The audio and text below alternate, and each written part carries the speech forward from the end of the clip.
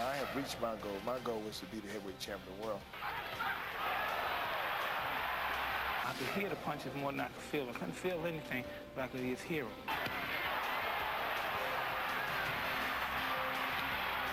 I was confident coming into the first one, but I'm even more confident this one. I'm just ready to fight. Just ready. Today on Wide World of Sports, we'll look back at their first fight and hear from both champ and challenger as they head into tonight's epic rematch. You are looking live inside the MGM Grand in Las Vegas, where the Holyfield-Tyson saga continues later tonight. Incidentally, those ringside seats cost $1,500 a piece originally. They'll set you back $8,000 with a scalper this afternoon. Definitely cheaper on pay-per-view. Now, for a look back at Holyfield's monumental upset last November, let's join Dan Deerdorf and Alex Walu. Thank you, Brent. And Alex, when we go back and take a look at the fight that happened last year, Tyson Holyfield won. Pretty obvious that Mike Tyson grossly underestimated Evander Holyfield. Well, Mike admitted that he did, Dan. He said, I never dreamed Evander could fight that well. But the truth is, Michael Tyson was not alone. A lot of us underestimated Evander Holyfield. He had not been impressive coming into this fight. He had lost 3 out of his last 7 fights. And in my opinion, since he knocked out Buster Douglas 6 years before to win the heavyweight championship for the first time, I don't think Evander Holyfield had a really dominant, impressive performance outside of the rematch with Riddick Bowe when he won the heavyweight championship for the second time. A lot of boxing people, including a lot of Evander's fans, thought coming in that he was a shot fighter. But Evander believed in himself, as he always has, and he showed up to fight. All right, when you take a look at Mike Tyson, he fought 4 times since he was released from prison against really horrible competition. That didn't help him. And the last 2 fights against men who were frozen, really in fear of his power. And I think, Dan, in a strange way, it was Mike Tyson's greatest asset, which is his power, that really was his undoing in the 2 losses in his career. With the win he had over Michael Spinks to become the undisputed heavyweight champion of the world, Mike Tyson just thought he could beat anyone by showing up and throwing punches until they fell down in the early rounds. He never prepared for a long fight. He never prepared for anything other than just a quick knockout. So that when he did face an opponent with some skill and some commitment and some desire and some willingness to fight, he was in trouble, as he was in Tokyo with Buster Douglas, and as he was with the man who maybe has the greatest fighting heart of anybody of our time and who always shows up to fight, as we said, Evander Holyfield. Well, this fight was on November 9th of last year at the MGM Grand in Las Vegas. It was for Mike Tyson's WBA heavyweight title, and here's how Alex and I called it after the fact. In rounds number 3 and 4, the wrestling and the clinching continued to the point that in round number 3, the referee had to separate the 2 men and warn them to obey his command to break, which they had not been doing. In terms of the scoring up to this point, the fight was very close, even on 2 scorecards, and Evander Holyfield ahead by a single point on the other. But from Mike Tyson's point of view, he had to be frustrated that he had not yet been able to dominate and impose his will on the very tough Evander Holyfield. Let's pick up the action in round 5. After all the excitement of round 6, round 7 was relatively quiet, except for this bizarre moment in the closing seconds of the round. Watch Mike Tyson on the left of your screen right there as he smashed his head into Evander Holyfield and then immediately complained to the referee that he had been butted. It seemed to be the actions of a man who was looking for a way to win the fight, perhaps to get a point taken away from Evander Holyfield, or perhaps to even get him disqualified. But clearly it was an act, I think, of Mike Tyson's frustration at that point in the fight. In round 8, Evander Holyfield came on to dominate a little bit more in the closing minute of that round. And after 8 rounds, Evander led on all 3 scorecards by margins of 5 points, 3 points, and a single point as the 2 fighters went into round number 9. Alex, a couple thoughts about Evander Holyfield and that win. First of all, he shocked us all with how well he fought against Mike Tyson. And secondly, with that win, he really did cement himself a place in boxing history. And it's interesting, Dan, that he tied Muhammad Ali for that record of being the only 2 heavyweights ever to win 3 titles, because there are nowhere, I think anywhere in sports, that there are 2 more dissimilar people than Muhammad Ali and Evander Holyfield. Muhammad Ali, who made his name and established himself by not only his skill in the ring, but how he handled himself outside the ring by proclaiming to anyone who would listen that he was the greatest and by running off his mouth and having fun with us. Evander is just the opposite. Gives all credit to God for whatever he is, never claims he's the greatest, a man of very, very few words, but a classic overachiever, a man who gave everything he had. And dissimilar though they are, I do think that they both deserve important places in boxing history, and Evander did cement his with this victory. What did we learn about Mike Tyson in this fight? Well, for me, the lesson I take away is I think a little bit different than what most people do. Everybody wants to just dismiss Mike Tyson as a bully who caves in the first time anybody stands up to him. The fact is that he did come in unprepared physically and mentally for this fight, unfocused. Once the fight went into the later rounds, he was exhausted and I think knew he could not win the fight. And yet, he stood there in the 10th round for 20 seconds and took a terrible pounding and did not go down. He came out for the 11th round, I think, having to know that he was going to get knocked out, and came out and stood there. And this sounds a little bit unfeeling, but he took his beating like a man. And I think he's more than a bully. How much more he is, I think, depends upon how he responds to this loss and how he performs in the rematch with Evander Holyfield. Well, Alex had a chance to sit down and talk to both fighters to get their thoughts concerning tonight's fight. When we come back from this commercial break, we'll listen to those interviews. I don't quit. I take my beating like a man. But I'm going to keep trying to knock him out. Either I destroy him or he destroy me. All we envision that we probably going to fight at some point in time. The two best people should face each other to see who's really the best in that era.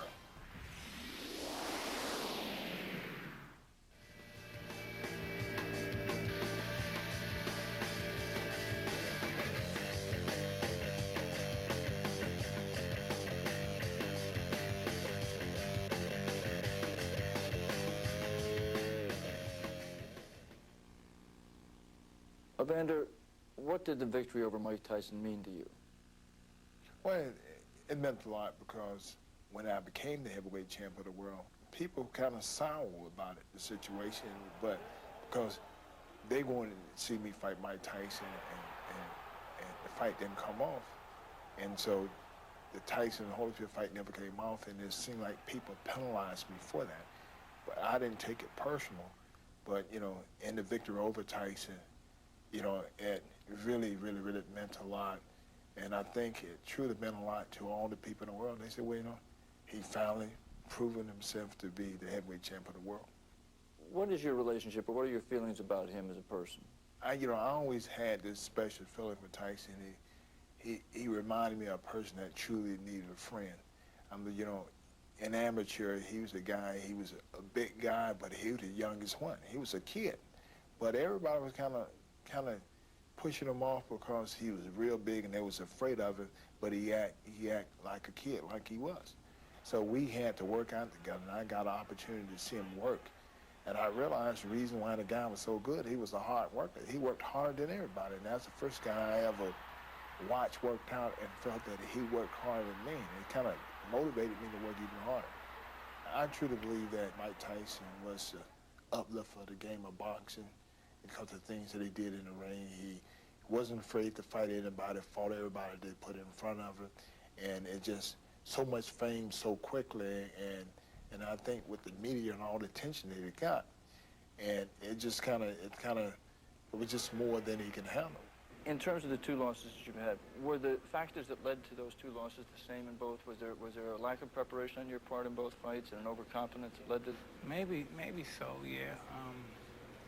But I'm just, you know, we're all human and we make mistakes in our lives, and sometimes in our life we just don't make the frosting of the top of the cake. Sometimes we just don't do as well as we could, or we just fail, and the best man wins. I'm just always here, and I'm always willing to do my best, and I'm never dissatisfied most of the time because, you know, I tried, even in losing efforts, and even though I perhaps didn't prepare properly, I don't quit. I take my beating like a man. But I'm going to keep trying to knock him out till I lose. That's just the way I am. Either I destroy him or he destroy me. I don't want to win the decision. I don't like that. I lose the decision. I just want to go out with my shield. If that was the case. What have you done this time to make sure he's the one who goes out on his shield? Well, I'm in pretty good shape. I prepared better now than I did last time. Do you have any doubts? You know, you always keep doubts. You know what I mean? But doubts, they motivate you, the doubts. Without those doubts, you stand a chance of getting in trouble. I remember speaking to you. You were nice enough to talk right after the loss in the first bow fight.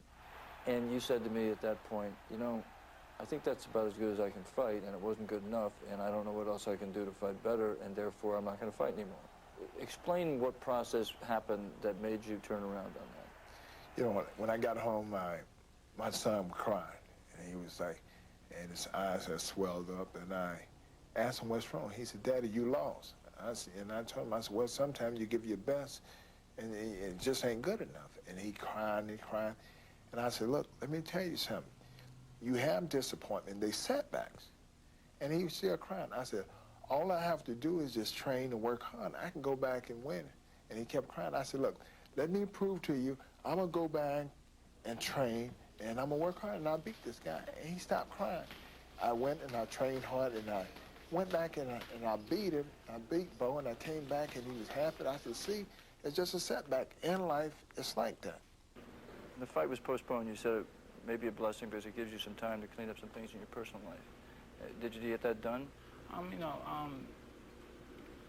It's an ongoing process in dealing with situations in your personal life. And I believe at the end of the rainbow, everything's going to be taken care of. Will you confirm the reports that you did, in fact, get married to Dr. Monica Turner? Yes, that's so.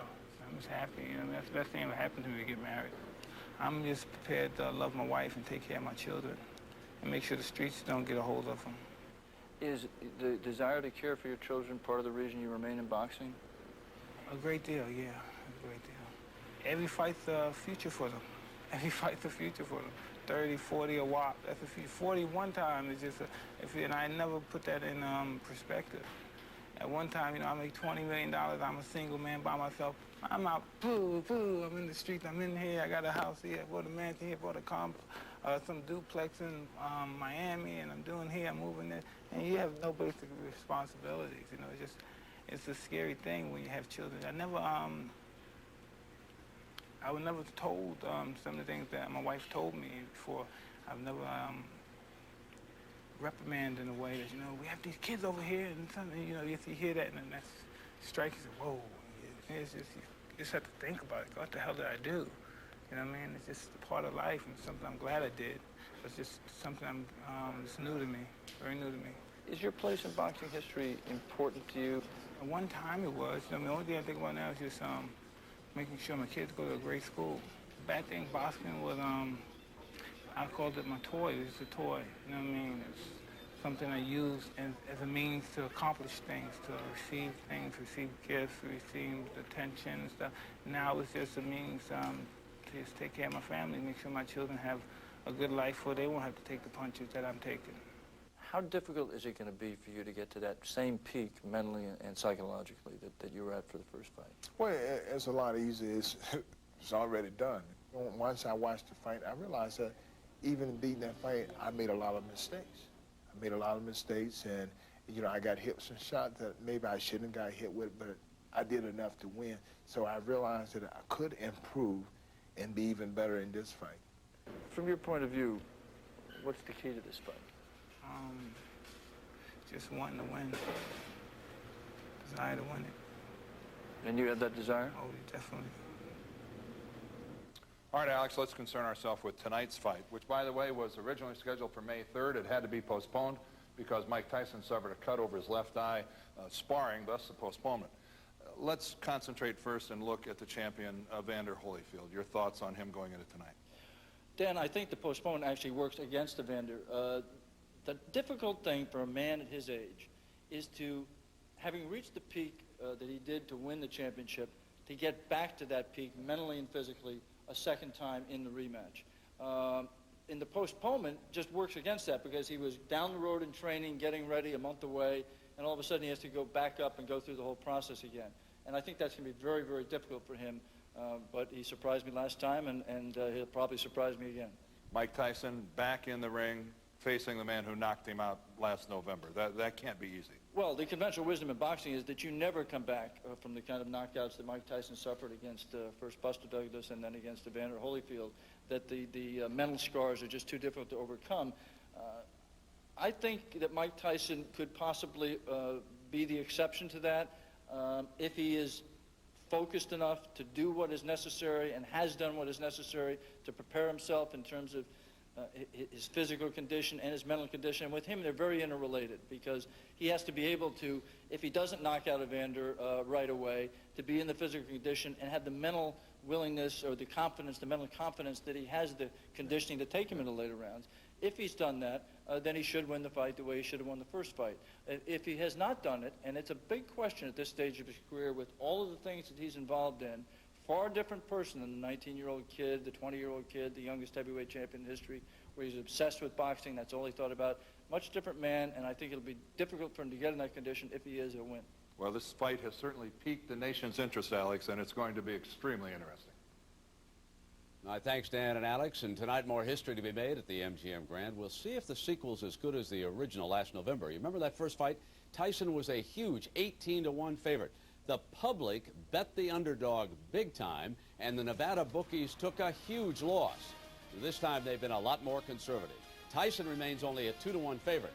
Now, if you're a cynic, you like Tyson tonight, and everybody gets rich with a third fight.